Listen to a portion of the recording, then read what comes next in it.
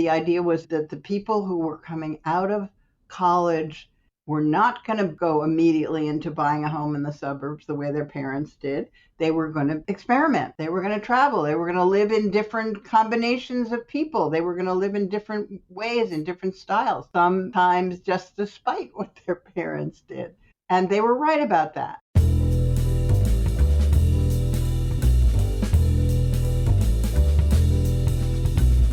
This is Print is Dead, Long Live Print, a podcast about magazines and the people who made and make them.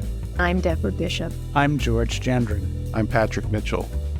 For me, the 1980s comes down to two things: the Nakamichi RX-505 cassette deck and Metropolitan Home magazine. First, the gear. The Nakamichi RX-505 was an audiophile's wet dream. It was prominently featured in the steamy 1986 film 9.5 Weeks. In a scene from that movie, Mickey Rourke walks Kim Basinger into his monochrome Hell's Kitchen penthouse, where she glides past a living room full of furniture by Marcel Breuer, Richard Meier, and Charles Rennie Mackintosh. In the middle of it all, the Nakamichi opens, flips the Brian Eno cassette, and closes automatically. And now, the magazine. 80s movies featured a slew of inspirational apartments: Tom Hanks' Soho loft in Big, Judd Nelson and Ali Sheedy's Georgetown place in St. Elmo's Fire, Billy Crystal's East Village flat in When Harry Met Sally. So when apartment dwellers from Des Moines to Manhattan asked themselves, how can I make my apartment look like the ones in the movies? They turned to Met Home. While the old guard, House and Garden, Architectural Digest, and House Beautiful, relished in displaying palatial estates and lavish celebrity spreads, Met Home was the design inspiration for the rest of us. By the mid-80s, thanks to today's guests, editor Dorothy Kalins and designer Don Morris, Met Home was the best-selling shelter magazine in America, boasting a higher circulation than all of them. It was a magazine rich with design and lifestyle inspiration and beautiful apartments and houses. But Met Home was not a typical decorating magazine. Its stories were very personal and captured its subjects' individual passion for the things that surrounded them. But it didn't last long. By the early 90s, thanks to a recession, Meredith sold Met Home to Hachette, who outbid Jan Wenner's Straight Arrow publishers for the magazine. Hachette, though, was more focused on its own shelter book, El Decor, and left Met Home to languish and fade. Kalins and Morris were gone, each off on their own new adventures. For many of us, Metropolitan Home was a special magazine from a special time, a hopeful time. We were moving out to dorms, first apartments, or starter homes. We bought affordable modern furniture from a brand new Swedish big box store called IKEA.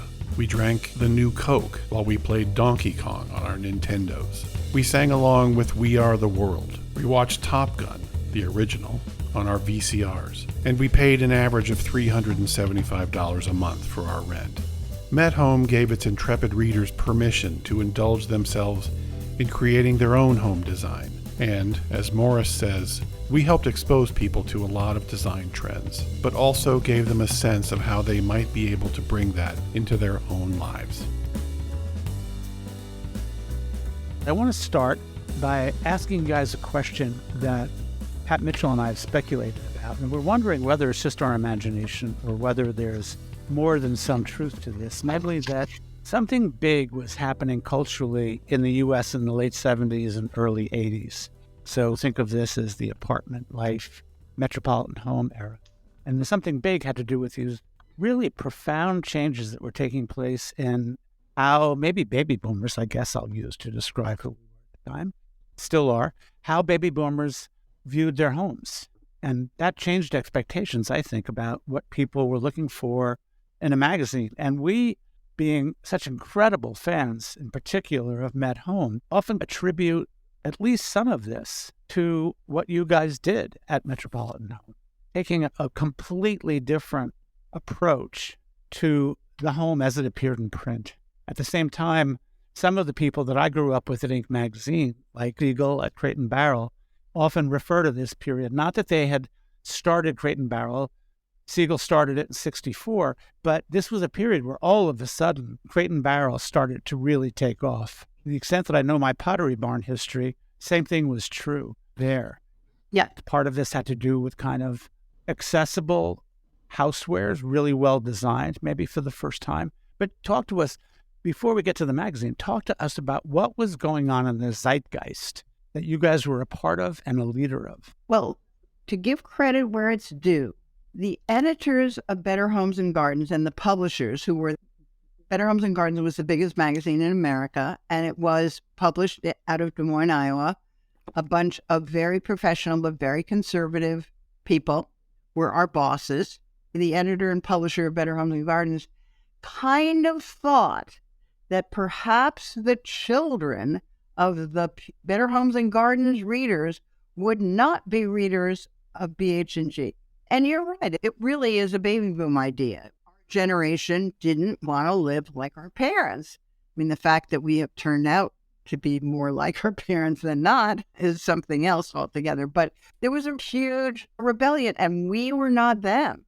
And to their credit, they started a magazine out of the special interest division of Meredith called Apartment Ideas.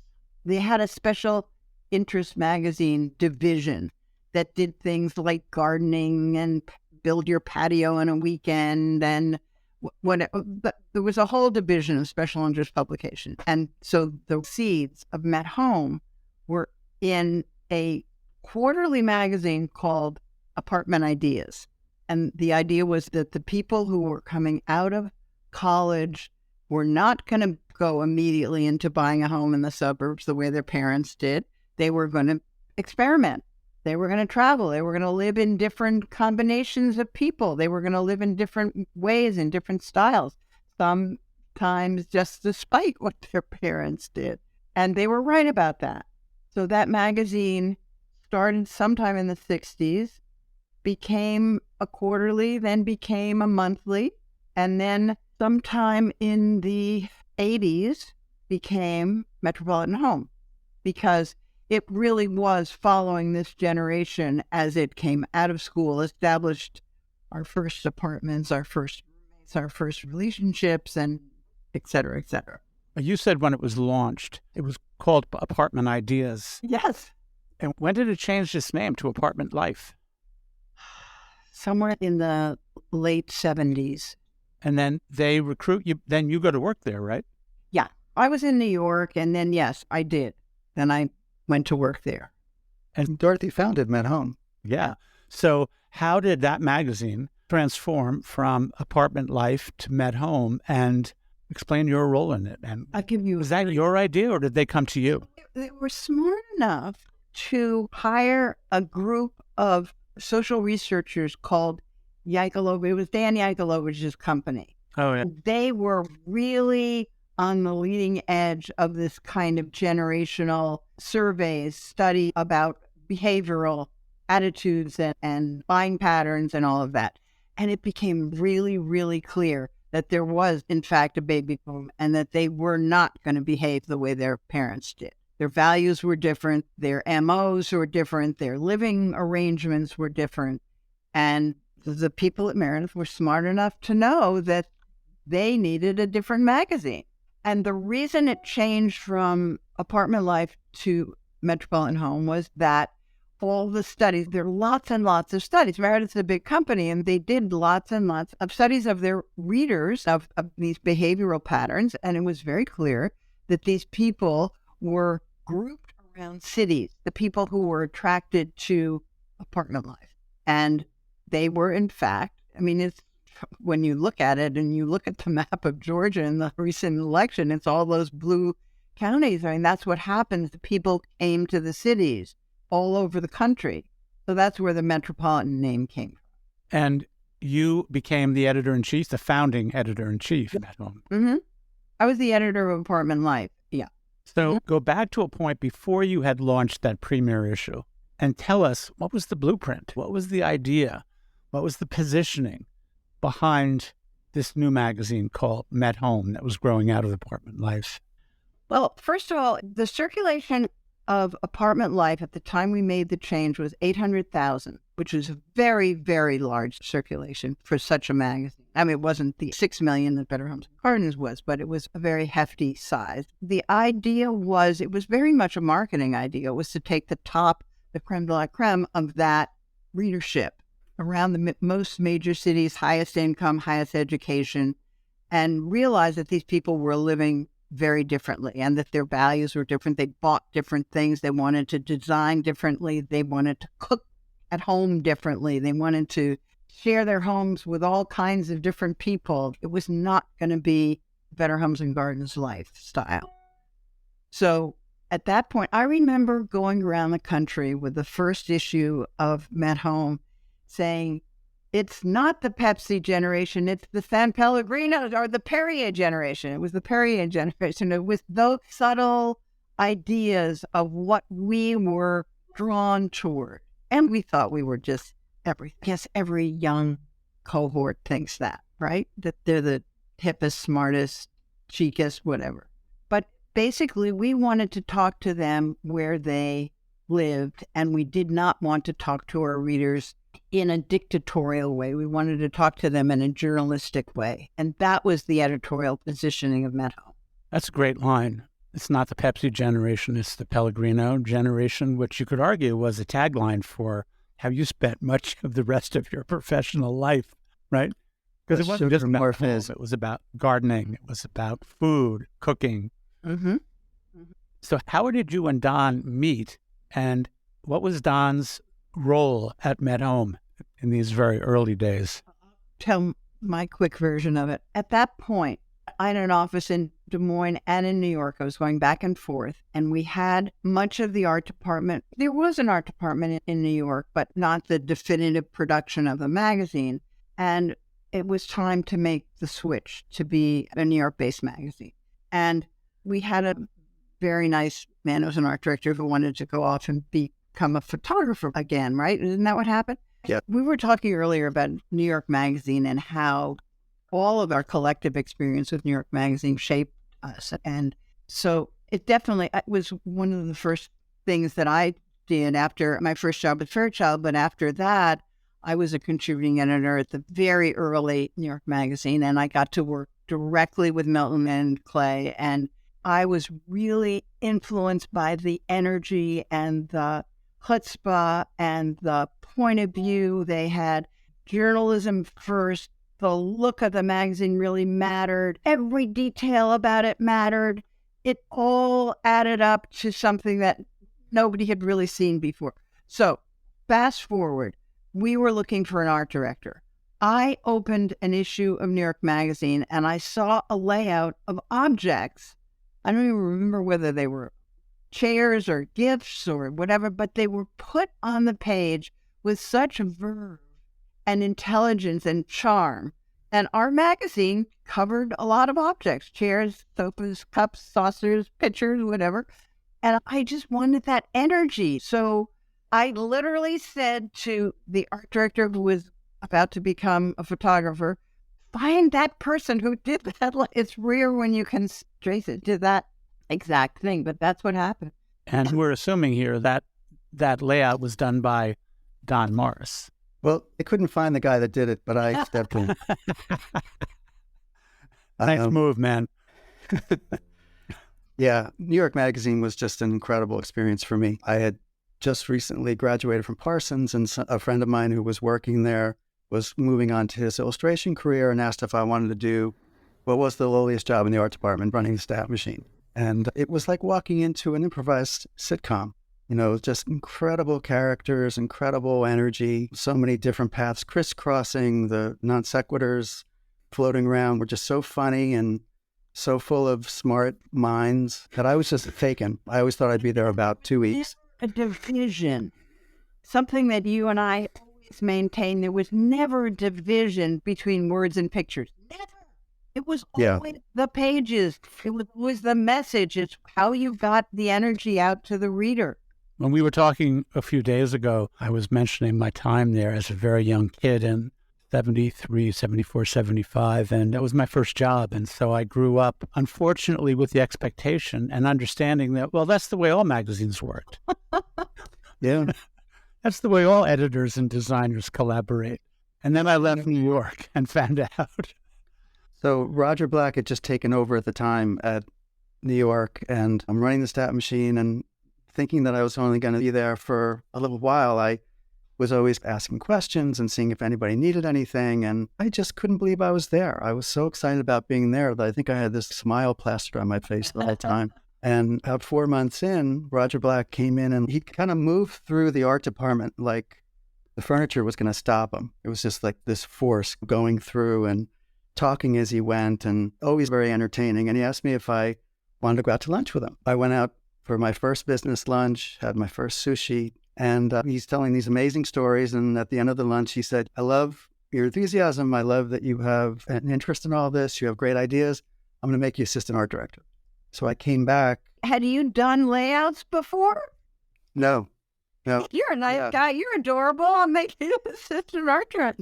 Yeah, it was sort of shocking. What did he see in you? Hardest thing he ever did. I don't know. I was really struck from the beginning with the generosity that a lot of people in magazines had. Before that ever happened, just the way that people would explain to me what's going on and expose me to things. And then after that, the 4 people I was in charge of had to teach me how to do the job. So it was my first challenge of management. But luckily, I had such nice rapport with them, and they were such nice people that they helped me along. So I learned a lot. And when Roger left, Robert Best took over. Patricia Bradbury was his art director. And Bob was just a force of energy and goodwill. And he did a lot of things. At the time, Ed Kozner became the editor and wanted to put a stop on anything that was too experimental. He wanted to make basically Newsweek for New York and bring credibility into a magazine that was known for being very fluffy. And at a certain point, we were doing layouts twice. We would do Ed's version and we would do Bob's version on a weekly basis to try to get ideas across. And we did this for months. And for me, it was an incredible opportunity because I was in charge of the more formatted things. So I learned really how to do layouts in a pretty executed way, while Patricia and Bob would experiment and go off and do these amazing things. And then I would draw little dingbats or little drawings for the things that Bob was doing. And at a certain point, there was this incredible moment where you would meet with Ed and he would talk about the stories, and he started to draw on a pad ideas that we had shown him in layouts that were rejected. So Bob's tenacity, he didn't change. He just moved through things. He was someone who saw the long path during a weekly deadline. And from that moment on, we got to do all these different things, and Ed trusted us. And so when Mike Jensen, the art director, came to me, I think I'd been there for 4 years. We had won the National Magazine Award for Design. It was just thrilling. And I was ready. I'd done a lot of studying. I was working on a lot of freelance on weekends. I was really trying to really get to know this as well as I could, spending a lot of time at newsstands. And I became really enamored with the Esquire that Robert Priest and April Silver and Stephen Doyle were doing. It just was, I thought, an incredible, urbane, bold execution of a magazine. And as I read it, it really brought me in. And as I became an avid reader, I saw how well it articulated the voice of the magazine. And so that was a completely different thing than New York, which kind of changed its hats every week, doing radically different editorial, requiring radically different solutions. So when Mike Jensen came to me, I was really intrigued with the idea of taking a magazine and really trying to find its personality and find its voice. And when I met with the staff, it was this incredibly exuberant staff at Met Home who really knew the subject and were incredibly enthusiastic and knowledgeable about it. And I didn't feel like that was on the pages. So I left the interviews thinking, this is an incredible opportunity because I think I can make a magazine that looks the way I hear these people exploring and speaking about the subject matter. So it was just a great moment for me to move on to something that was a whole different kind of way to think about design. We'll be right back. Print is Dead is made possible with the support of Mag Culture. Read our online journal, listen to our podcast, and visit our shop to discover why we're convinced print is very much alive. All available at magculture.com. I want to put the Met Home story itself on pause for just one moment and comment that we're talking about 30 years ago. And fast forward, and you two, editor and designer, are still working together 30 years later. I think that's probably more challenging and difficult than sustaining a marriage for 30 years. Yeah, well, So we considered the marriage, but we thought this would be better. Yeah, we're way better. very smart. So what's the secret sauce to having this kind of vibrant, intense, collaborative relationship that lasts not for a period at a publication, but for decades over a wide variety of different projects? I think it's mutual respect, and we love the work. We love the work. Yesterday we were on the phone for 5 hours just laying out one chapter of a book we're doing. It's a constant conversation. Yeah. The conversation is probably the same conversation we've had for many, many decades, but it's always about how to get the ideas across. It's never about decoration. It comes from an intrinsic love of the subject matter, and then, a very eager way to interpret the way it goes. I mean, when I started doing books after a long, long career in magazines, it was never a question to me. And Don had his own studio by that time. I mean, we're skipping ahead decades, but we just started doing from day one. My first book, I knew. You see, there's a little subversiveness here.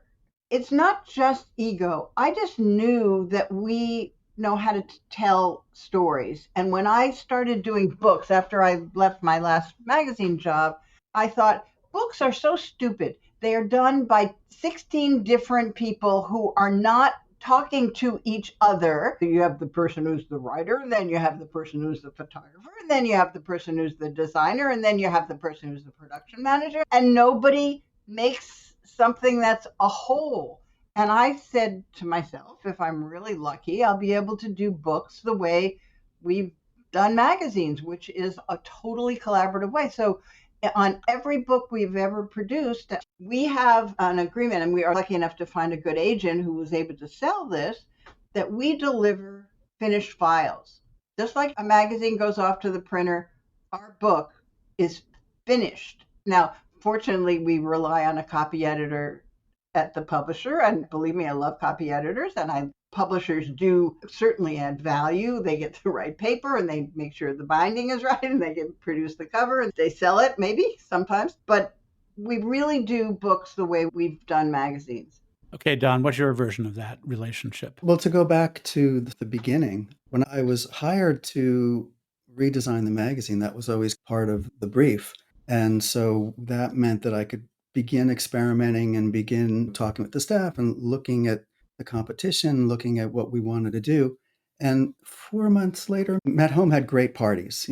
Everybody there was a great cook. They knew entertaining. We talked about entertaining, and they had the best parties. And maybe 4 months in, there was this party at someone's townhouse, I think Ben Lloyd's townhouse in Brooklyn. And we all got out there, and we're, fabulous music, great food, having this great time, and just hanging out together and laughing. And Dorothy pulled me aside and said, "You've already made a tremendous change. I'm so excited about what you're doing." And that was incredible. It was incredible to have that kind of support. And Dorothy had a very journalistic approach to design. So she really understood it. She really understood what was going on at the time, who was making waves, who were the people that were doing work that really lasted over a period of time. And for her to say to me that she liked what I was doing and felt like it was making some change to something that she held so dearly was this incredible thing. So from the beginning, I had a lot of support. And that also meant that I had to go through a gauntlet because the magazine was filled with design people, journalists, as well as people that built sets, that thought of really incredible solutions to ways to live, and they would build things. And we would put all the layouts on the wall, and everyone was invited in to comment. So it was rigorous, but it was also smart people talking about what you do. So I had to defend things, I had to learn things. The whole experience was really like going to grad school. We had a network of writers and editors around the country, what we called city editors, and they would report on what was going on in their part of the world, part of the country, trying to pitch stories. So it was competitive, and they would come in a couple of times a year. They were constantly feeding new ideas. So as a young designer, I was hearing about all the stuff that was going on all around the country. seeing images of it, hearing about what was moving, what was shaking, what was working, what wasn't in retail and design, in architecture. It was incredible. So I would go back and I'd talk to the people in my art department at certain points. The people that were higher in the art department would also attend these meetings. It was all about learning and reflecting on what was going on and trying to figure out how the magazine would, again, get that voice and get that sort of framework that would really be in sync. This pretty incredible moment with a lot of design exploration was happening in the country, but also in the world. We did a lot of things in Europe. We started to look at Japan. There was a lot of really interesting information that was always passing through the doors. And that was great for us to be influenced by.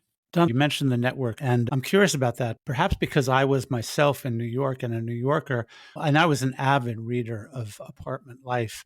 I always thought of it as very New York centric, and maybe it wasn't. Des Moines, Iowa centric at that time, early on. Well, you fooled me, I got to tell you. And so I'm curious about this idea, Dorothy, about having this national network of contributors. We always believed that ideas come from all over, and it was never a top-down dictatorship. I never believed that. I always believed that you get the smart people in a room and the best ideas happen. They burble up. And that's my little parenthetical about people who are now working remotely. I mean, we managed to have a conversation right now with us because we share a frame of reference. But think about the young people. Where do they learn? They don't learn sitting at their computers and then going off and watching television at night. You learn by being, by experiencing, by traveling, by talking, by all being in the room together. And I just believe there's a certain chutzpah that happens when the people are in a room together and you get the right people. And I always gravitated toward people, not Don, because Don was demonstrably excellent in everything that he did, but some of the design editors that I hired were not people who came up from House Beautiful. They didn't come from Architectural Digest. They came from life. One worked with Terence Conran at Habitat in London. One was Italian-American who grew up in Italy and just happened to have the right fingertips to everything. One was a woman who had worked at Better Homes and Gardens, so she had the grounding on that, but she was frustrated because she couldn't do enough. So it was always get the people in the room, and it's all the people. Not only were there no walls between the art department and the editorial department, but there were no walls between the kids. We hired really smart assistants who all came out of good educations and learned everything, and they were hired up and they became editors themselves. So right. It's about the ideas and it's about the energy. That's what magazines at their best are. You know, I've taught for years and years and years, both at the Stanford Publishing course and at Yale, and I hear what people do at other magazines, which is you have to submit an idea in writing. Well, if you submit an idea in writing, you've already sucked the air out of it, and you don't have that buy-in. What happens when people are really enthusiastic about being in a room together and they make it better? They just nudge it a different way, and they feel a part of it. So that's how we built our staff, and that's how we operated. A theme running through a lot of the Print is Dead podcasts is this, the thrilling experience of working shoulder to shoulder, a very diverse group of people. Mm-hmm. Absolutely. And I think it was Adam Moss, who we did an interview with recently, who said one of the things that he loved about his period, particularly in New York Magazine, was that there'd be times when an idea found its way into the magazine and someone would say, oh, that's a great idea. Where'd that come from? And he had no idea. Yeah. It had been in this fluid group discussion. In the air, right. You know, and it probably started with something that wasn't anywhere near the refined idea when it made its way into print, and people would start to riff on it. The other thing is that people, they urge you on to become more audacious. You become more audacious in a group because you think, oh, we can do that. We can try that. We can, oh. And I know it's true. I've seen it happen to me. I mean, I come in thinking something not conservative, but certainly a set idea, and then it just gets better. And there's buy-in by everybody in the staff. So it belongs to everybody. I don't believe that the creativity comes from a top-down dictate. I mean, it can, and that's how a lot of businesses are run, but it's not what I love or thrive in. Flashback to a moment when I was still a very, very young kid in the New York Magazine newsroom. And mostly I was editing and I wrote for the Intelligencer, but I hadn't really done any substantial writing. And I had this idea. I won't bore you with the details, but I went to Shelley's Elastic and pitched the idea. And I barely got the first two sentences out. And he said to me, "What is it you want from me, young man?" And I said, "Well, I really want permission to do the story." He just said, "Just go do the damn story. If it's good, we'll publish it. If not, we won't." And that was huge because we don't come from that kind of an environment, most of us, right? And so what you're talking about in these meetings about being audacious is that for young people, it gives you a kind of permission to think big and to realize, man, I can go off and do this. Yep. One really crucial theme here that I'm glad we're exploring. We were talking about some of the packaging devices that you guys invented at Met Home that people adored. And I forget the names of them, but the elegant room on the left and then the modestly priced equivalent of that on the right. The details that you would zoom in on. I can tell you exactly where that came from. So my first job was at Fairchild Publications. I was on Home Furnishings Daily, and Women's Wear Daily, which was the hot rag, was next door to us. And so I read it every day. And they had a little feature that was maybe a quarter of a page, and they put, "Get the look for less." And that was when I was 5 minutes out of college. And then we started doing Met Home. I thought, a lot of the furniture that we're seeing just isn't affordable. And the thing that they would say to put us down was that we were orange crate. We decorated with orange crate. We never did. Maybe a wine crate, but never an orange crate. And I thought, okay, well, what that does is that lets you just take off on an idea and go with it. But you also said something else to me that was very interesting. And you said, maybe it was about the details in a room, and you would zoom in and you said to me, well, you have to use everything because you just don't have unlimited resources. Mm-hmm. And boy, do I think that's true. This notion that scarcity kind of breeds invention and resourcefulness and creativity. Well, it gets back to the tools of magazine making, which is one thing that Donna and I really invented when we were doing this together, was that you took ideas apart. Like, I see a room behind you, and I see a sofa, a striped sofa, and I see there's a lamp on a table, and there's some black and white pictures artfully tilted against the bookcase. And if you call those out and let people focus on that instead of just room after room. Remember, you asked the other day about what our competition was, and it was really staid pictures of rooms from Architectural Digest, House Beautiful, House and Garden. They had different levels of taste and style and approach, but we were about journalism. Right. We were about the ideas. We were about conveying the ideas. We were excited about things, and we made our pages exciting. And that had never been done before. It's about a sensibility that you bring to something. Well, from a formal standpoint, there was kind of a way that interiors were shot, and it had to do with correcting the perspective and lighting every inch. Mm-hmm. And they were presented in like a hands-off, finished, almost gallery-like way. And it was all about pretentiousness. Yeah. Yeah, and the mission of the magazine was to get people in there and make it feel like people were in there, and make it feel like it was a real space. So we experimented a lot with the kinds of photographers that we would hire, the ways that we would approach shooting a room, the idea that certain things would fall out and that was okay because that's what it felt like when you were there. And that led to us starting to invent these editorial concepts, these editorial conceits that were more like the magazines we had admired tackling their subjects, creating these things that became franchises. Like what you mentioned was called High Low. And we had a way to do the sort of logo of that. And we had a way that we would pair the rooms. Tremendous productions. We had a studio, and Carol Helms, one of the main design editors, was in charge of all of this and created this. And you would go down to visit, and it was amazing to see this whole thing coming together. But that was just one conceit that was developed to be able to have something that people could remember Met Home by, that was something that gave them a little bit more information, more useful information to take away. And we tried to do that. And that led to themed issues and sort of reports that we would do. We got more and more ambitious in our journalistic approach. Yeah, the With, idea of journalism coming to the field of home design, they had never met before. They didn't know from each other. And not only did we have to do it because we were interested in that, it was our point of difference to our readers, and our readers were interested in that. That's what they want. They didn't want the staid interior. I invented the word buttery sunlight because we used available light, which meant that photographers wouldn't light the room. We used to call it Holocaust lighting, which is when they would come and blast every sense of light away from the room. But it started with that. So everything had to fit.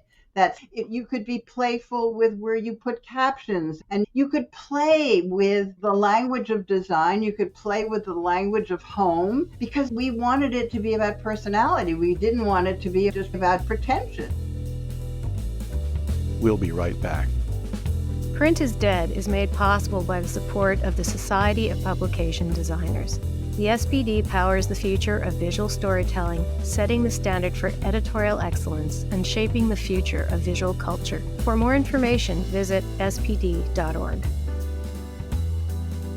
I'm sure you're aware of this, and I'm sure you heard this many times, but the effect that all of this had, among many other things, was, I'm going to use your word, Dorothy, from when you were talking about one of the effects of being in a group and brainstorming, and that is it gave readers a certain kind of permission to think about the fact that they could express themselves through their homes as well, and that this was not a pursuit of the wealthy. You didn't have to be able to afford an architect, and perfection wasn't the goal.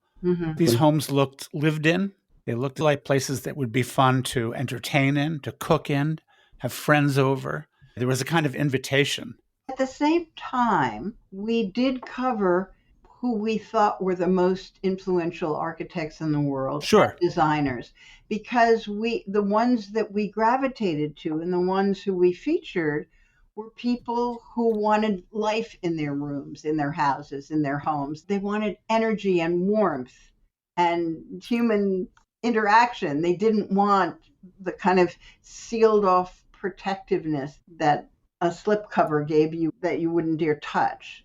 And I think the way you used captions, Don, and the way you were able to manipulate the elements on the page was always lively. It gave a reader something to do instead of just turn the page, turn the page, turn the page. There was always a reason to stop and read something and delve further into it. So it was very interactive before there was anything interactive in magazines. Editorially, again, looking at the landscape, magazines that centered on this subject were pretty siloed in their point of view. You were modern, you were country, you were traditional, and we took a much more humanistic approach. People were walking through this world and they were exposed to Italian design, and they were exposed to amazing antique pieces that spoke to them. And so we gave them permission to take what they saw in the world that they loved and help them to figure out how to make sense of that, or to show some approaches that shows how the sleekness of some things can work with the sort of more ornate nature of other things. And so this whole kind of personal style was celebrated and explored. And that also came through with a lot of the designers and architects that were putting their mark on the world with what they saw and what they were putting out there, what it was about them that made them different. And we helped to expose people to a lot of different design trends, but also give them some sense of how they might be able to bring that into their life. So it was very relevant. It wasn't like, again, that kind of temple-like point of view. Don, I want to go back to something we were talking about earlier, which is the transition you made from New York Magazine to Met Home. And one question I should have asked back then, I'm really curious about, was did you and Dorothy do a really dramatic redesign of the magazine all at one time, so that the look and the feel of the magazine, the typography, everything changed from one issue to the next? Or was this something that evolved over a period of time, or a little of both? I had to critique the magazine to get the job, and there were certain things that I saw as being sort of newspaper-like in their simplicity. And I've talked about how the verb of the subject and the sensibility of the subject could be more in the pages. And so from the beginning, I was exploring that. I was always, again, with that model of Esquire and developing a very strong relationship with the reader. I was interested in finding the right vessel for Met Home, for these voices that I was hearing in the halls that were telling stories, and I wanted to make a better, more in-depth vessel to what it was I was hearing and what it is that we were reporting on. And over time, I was there a while. I was there, I think, 8 years, and I think we did 3 major redesigns. So we brought it to a place where I think we had a lot of tools that we felt were really perfect for what we were going to try to do, and we wanted to explore that. We worked with grids a lot. We had sort of an elaborate set of tools. We drew our own type, but then there would be kind of constant evolution with the way that we would bring illustrators in, the kinds of photographers that we would invite. There was a lot of experimentation at that time with having people from different fields come in and bring that point of view to a new subject. So we were inviting people that were not really in interiors to help portray the subjects of the magazine. We were shooting a lot more people, so we had great portraitists come in. There was a lot of evolution there as the content sort of required. Now I want to talk about something that was really, really striking about Met Home that had nothing to do with magazine making per se, but it was the unbelievably public support of the magazine for AIDS treatment, AIDS research, at a time when, there wasn't even a vocabulary to describe what that was. During the later part of the 80s, we would start to talk about social responsibility. We would start to talk about corporate social responsibility. But that language, that vocabulary didn't even exist then. So I'm curious about how that evolved. And I'm also really curious about what was the response of your owner? It's such a great story because here we were, the lefty pinko radical magazine of the Better Homes and Gardens Company, which by that time they had bought the Ladies' Home Journal. So, I mean, they were just entrenched. But my boss was the head of the magazine group at Meredith, and they had dozens and dozens and dozens of magazines. And I was the one who would, mess up the sandbox. And we decided to do it because the people who we covered and our readers were getting sick.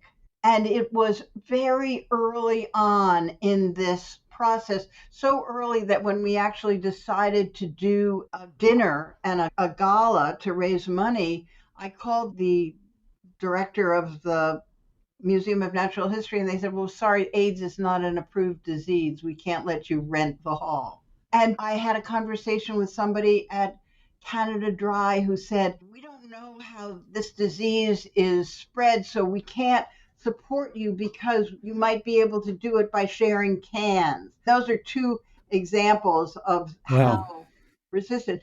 The head of the magazine group at Meredith said, this is so radical and this is so not in our wheelhouse. And here's what was also important. Not only could Don and I work really closely together, we worked really closely with our publisher. We happened to have a nutty, idiosyncratic, very effective publisher who was all for our doing something that would break through the sameness of our field. So when I went to the head of the magazine group and said, we want to do a special issue, we want to do a show house, inviting not just interior designers, but set designers and architects and chefs to do rooms. And we want to have a gala and we want to invite 1,200 people and have a shop where people can contribute what they made, their lamps, their objects, their whatever, so we could raise money that way. He said to me, this is an idea that is doomed to fail. But if you are right, I will eat my words. And in fact, he did. He wrote on a piece of paper 6 months later when it was done, and he put it in his mouth and chewed it and swallowed it. So not only was it early in the AIDS world, it was something that magazines just didn't do. You were lucky to get your issues sold and be able to sell enough copies on the newsstand and get your paper and printing prices down. And that was the economics of being in the magazine business. But we just felt that we had to do it. And we kept going back to our same well of people. I remember a young editor who came from the magazine program at Ole Miss. He was in graduate school at Ole Miss in journalism. And I was giving a speech down there and I came back and it turned out that one of our assistants had left, and I called up and I said, listen, if you really want to come to New York and you want to do this, in the next year, he wound up designing the ladies' room of the Park Avenue Armory so that it could be a place that people would be able to go during the gala. He ultimately went on to become editor of House Beautiful, interestingly, at Hearst. But everybody is into it together because it was bigger than all of us. And we were terrified, but we went for it. Yeah, the entire staff was involved. Absolutely, the entire staff. As you're talking, I'm thinking, I could imagine many magazines getting together and thinking, well, maybe we should donate a page of public service advertising for the cause.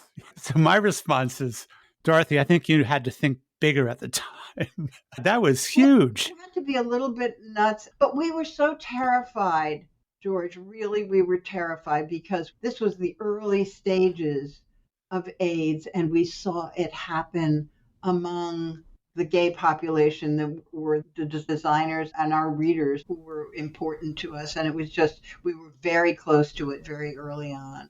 I remember that period vividly. The first person I knew who had actually died of AIDS was my IP attorney up here in Boston, who's also Julia Childs, a brilliant, wonderful man. And I was having lunch with him, and he seemed to have a cold, and he had just come back from South America. And he said, yeah, I picked up a virus down there. And 6 months later, he was dead. And this chill went through the community up here when suddenly the gravity of this dawned on people. And yet it took ages and ages. So that was courageous and thrilling what you guys managed to pull off. That became a huge deal in New York. It was a huge deal. It was terrifying every single step of the way. I won't pretend that it wasn't, because it was totally unplowed territory. But that's where having a group of people around you who always encourage each other to go for it. And that's what I just feel like people who are working remotely and who are not seeing each other every day and who are away, it's very hard to generate that kind of feeling, both for the work that you do and the larger things that you tackle. It's very difficult to do. Okay, guys, now it's time for our print is dead $1 billion question. Yeah. And you can answer this individually or collectively. And that is that the two of you are invited to lunch with Laureen Powell Jobs. And she confesses to you that she has always been a print magazine junkie and that she adored Metropolitan Home, although she was very young at the time. And she says to you, I'd like to fund any magazine idea you would like to launch today. No budget, but I'd like to do my little bit to bring print magazines back to life again. What would you guys do? I think it would be something that doesn't exist only in print. I think you would have to embrace the sort of multi-channel nature of the way that people like to receive things.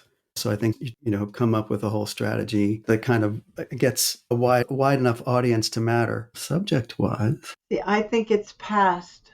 I do. I think it's an art form that lived in its time, and I fought it to the very end, but I wouldn't launch a print publication right now.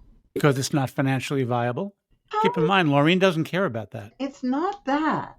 It's more that how can you be the only important voice in anything anymore?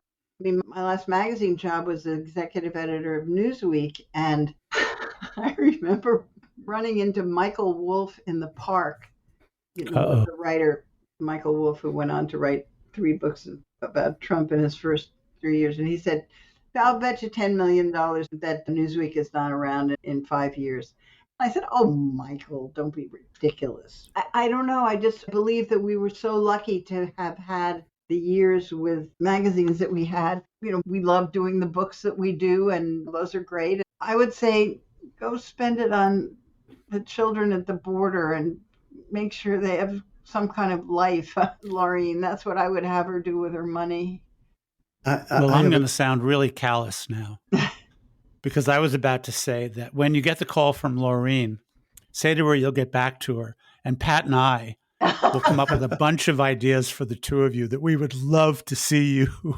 Well, if I had picked up the receiver, I think that what I would say is a magazine that takes away a lot of the colored opinion to subjects and brings back what journalism is, because I think that what people don't really understand and would be quite relevant and probably quite fresh is a magazine or a news entity that was really fresh, that showed multiple points of views to a subject, that gave people information and let them choose or let them disseminate.